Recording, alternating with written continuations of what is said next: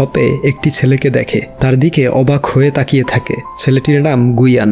তখন একজন মহিলা কাস্টমার বলে সে একটি প্রোডাক্ট কিনেছে, কিন্তু প্রোডাক্টটি ভালো নয় এবং সে শপের মালিককে বাজে কথা বলছিল। উইয়ের ম্যানেজার এসব তাকে না দেখানোর জন্য নানাভাবে বাধা দেয়, কিন্তু উই দেখে নেয় এবং সে কাস্টমারের সাথে ঝগড়া বাঁধিয়ে দেয়। তখন গুইয়ান সেখানে এসে সেই মহিলাকে একটি অফার দেয়, বলে আপনি আমাদের মলে শপিং এবং মেকআপ করলে আপনাকে বিশেষ ডিসকাউন্ট দেয়া হবে। এই শুনে মহিলাটি তার ঝগড়া বন্ধ করে বলে এই সেলসম্যান অনেক স্মার্ট, সে কত সুন্দরভাবে এই সিচুয়েশনটা হ্যান্ডেল করেছে। উইয়ের ম্যানেজার তাকে বলে এই সেলসম্যানের নাম গুইয়ান, সে আজই জয়েন করেছে এবং সে তার আগের কোম্পানিতে টপ সেলার ছিল। সন্ধ্যায় নতুন এমপ্লয়ীদের ওয়েলকাম পার্টিতে উই অনেক বেশি ড্রিঙ্কস করে ফেলে আর মাতাল হয়ে পুরুষদের ওয়াশরুমে চলে আসে। গুইয়ানকে দেখে বলে তুমি কি আমাকে ফলো করছো? সে বলে এটা জেন্টস টয়লেট। উই দেখে সে সত্যি জেন্টস টয়লেটে ঢুকে পড়ে।